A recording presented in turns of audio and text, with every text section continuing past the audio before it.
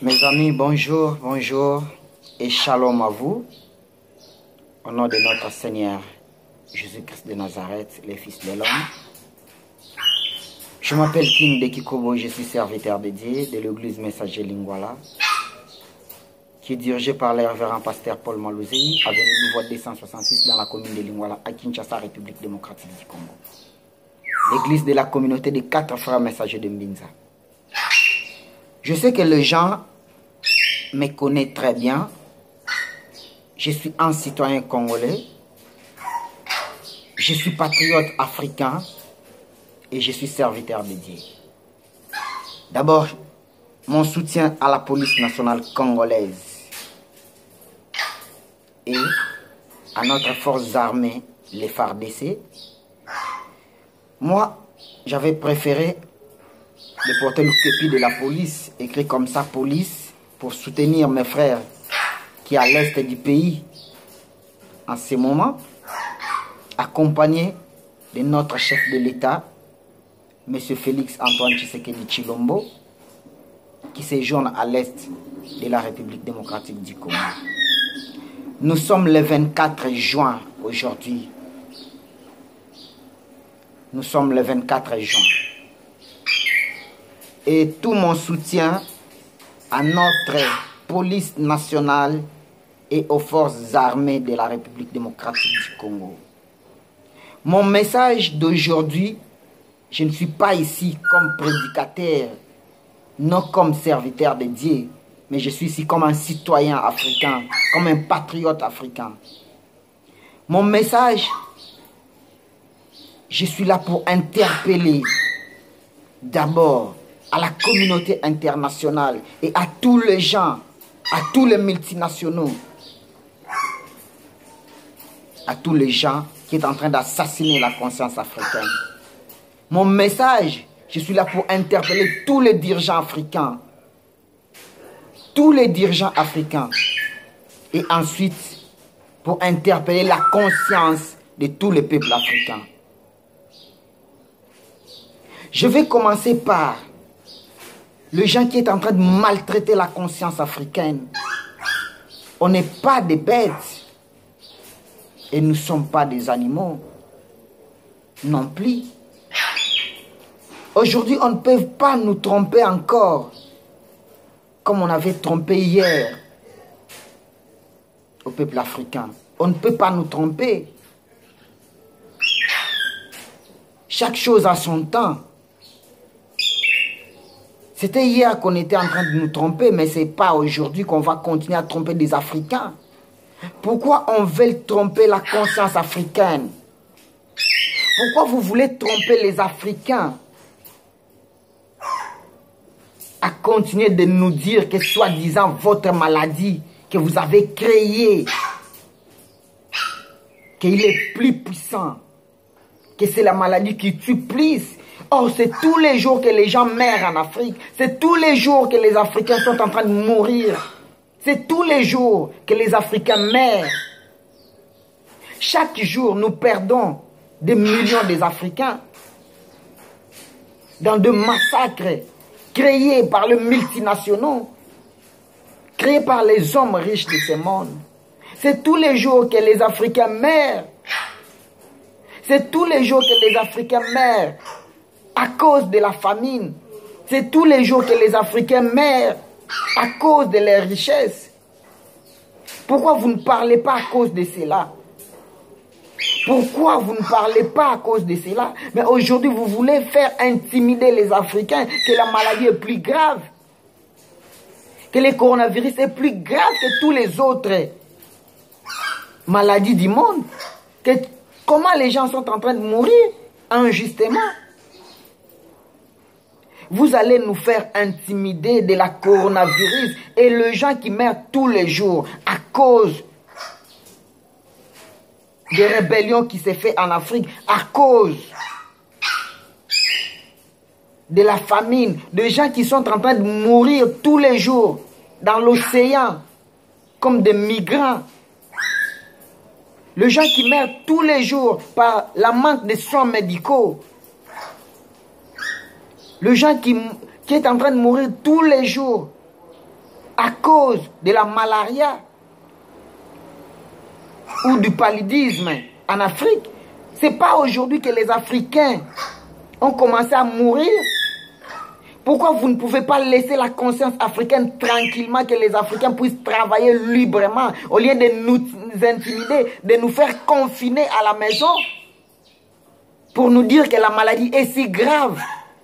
Moi, je vis en Afrique, je suis en République démocratique du Congo. J'ai refusé le vaccin, j'ai refusé les masques. Pourquoi vous voulez imposer au peuple africain le vaccin? Pourquoi?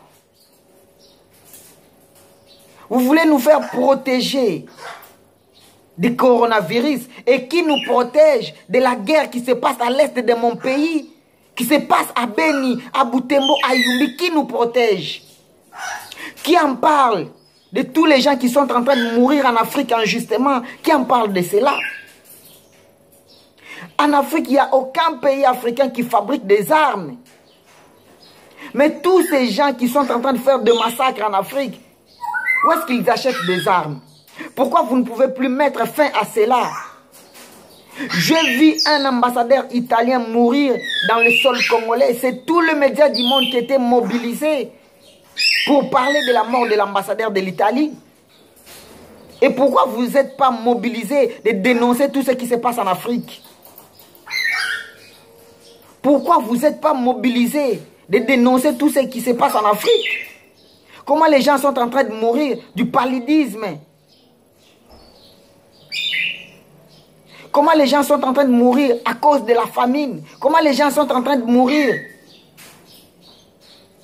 à cause des guerres créées en Afrique pour piller des minéraux africains? Pourquoi vous ne parlez pas de ça? Pourquoi vous ne parlez pas de tous les gens qui sont en train de piller les minéraux de la République démocratique du Congo, les coltans, pour aller fabriquer des téléphones, pour aller fabriquer des smartphones, du cuivre du Congo? Pourquoi vous ne parlez pas de ça? De pétrole de Libye, tout ce qui se passe en Afrique, tout ce qu'on est en train de piller en Afrique. Pourquoi vous n'êtes pas capable de dénoncer cela? Mais vous êtes capable de nous intimider que la maladie est si grave. Oui, si la maladie est si grave, mais continuez d'abord à mettre fin à tout ce qui se passe en Afrique. Commencez d'abord à mettre fin avec ce qui a été passé en 1800 par M. Léopold D, qui avait écrit le livre ici, Les fantômes du roi Léopold D. Commencez d'abord à dénoncer ça, que Léopold D a tué plus de 10 millions de Congolais, qu'aujourd'hui la communauté internationale est miouée, qui ne parle pas de ça. Qui en parle de ça? Ce qui s'est passé chez moi, dans mon pays, plus de 10 millions de Congolais qui sont morts, tués par la Belgique, qui en parle de ça. Pourquoi vous ne dénoncez pas cela? Pourquoi jusqu'à aujourd'hui, ça n'a jamais eu un tribunal international pour la République démocratique du Congo pour que la Belgique réponde à tout ce qu'il avait fait au Congo? Qui est l'auteur de la mort de Mary Patrice Lumumba? Qui avait arrêté Simon Kimbangu? Et vous voulez intimider les Africains que la maladie c'est grave. La maladie n'existait pas en Afrique.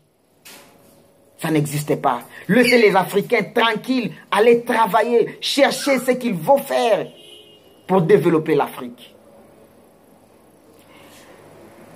À vous, mes frères, le peuple africain, pourquoi vous ne pouvez plus prendre conscience que nous devons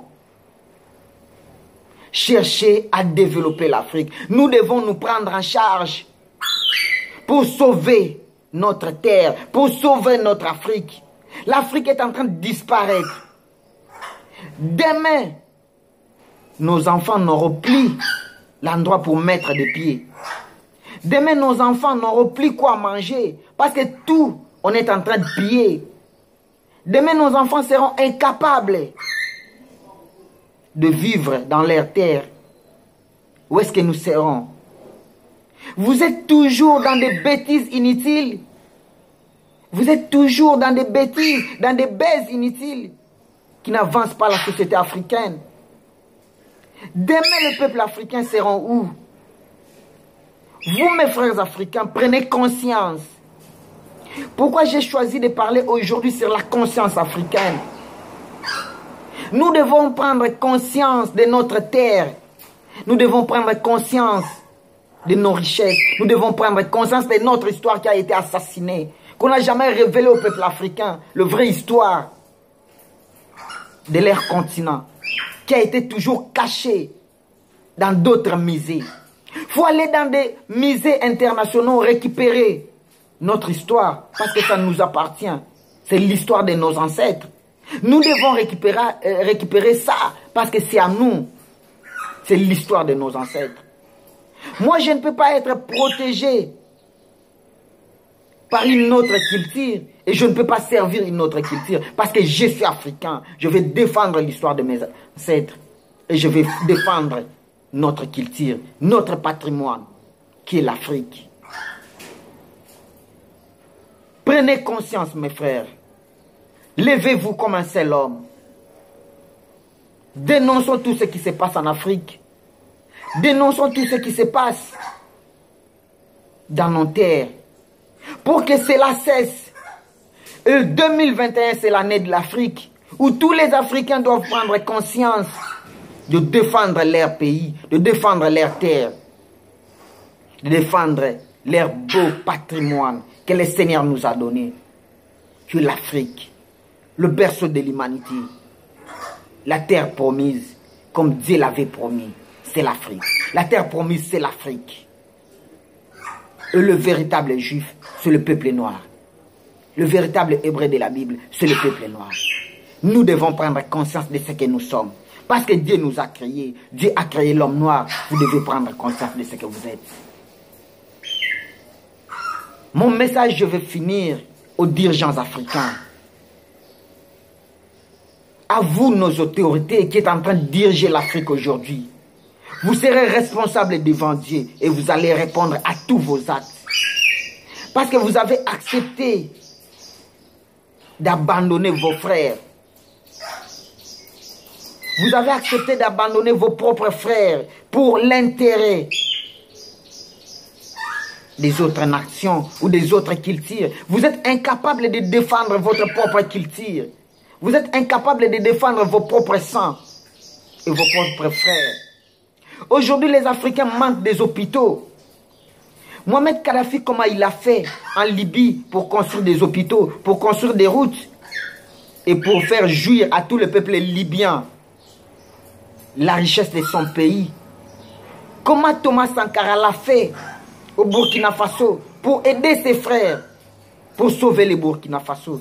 Comment Nelson Mandela l'a fait et comment Patrice Lumumba l'a fait en République démocratique du Congo. Et pourquoi aujourd'hui, vous, les dirigeants africains, vous êtes incapables de créer des bons hôpitaux en Afrique pour que les Africains aillent se faire soigner. C'est tous les jours que nous payons des billets pour aller à l'étranger, pour recevoir les soins médicaux. Pourquoi vous êtes incapables de créer des richesses en Afrique, de faire l'agriculture pour que les Africains puissent manger? Pourquoi vous êtes incapables de créer des routes, des recettes agricoles? Pourquoi vous êtes incapables de faire l'élevage, de faire la pêche en Afrique? Parce que nous avons tout chez nous. Mais vous êtes des premiers à les supplier d'autres nations pour qu'on vous donne de l'aide. Et en même temps, vous avez tout parce que vous êtes des responsables de piller l'Afrique. Et vous êtes incapables de protéger vos propres frères. Mais sachez-le que vous allez répondre un jour devant Dieu et Dieu va vous juger à cause de vos actes. Prenez conscience, tous les dirigeants africains, prenez conscience de ce que vous êtes. Prenez conscience que vous êtes libres, que vous êtes capables de libérer l'Afrique, que vous êtes capables de faire avancer l'Afrique sans l'aide étrangère. Parce que Mohamed Kadhafi l'a prouvé, parce que Thomas Sankara l'a prouvé, que vous êtes capables de faire avancer l'Afrique sans l'aide étrangère. Vous pouvez me dire, Kadhafi avait la dette de quel pays pour construire la Libye? Et vous pouvez me dire, Thomas Sankara avait la dette de quel pays pour construire le Burkina Faso, Je ne sais pas et je ne crois pas. Est-ce qu'aujourd'hui en Afrique, on peut avoir encore d'autres dirigeants africains puissants comme M. Joseph Mobutu par exemple, qui peuvent se lever devant le tribune des Nations Unies, poser la question entre un frère et un ami? On peut choisir qui?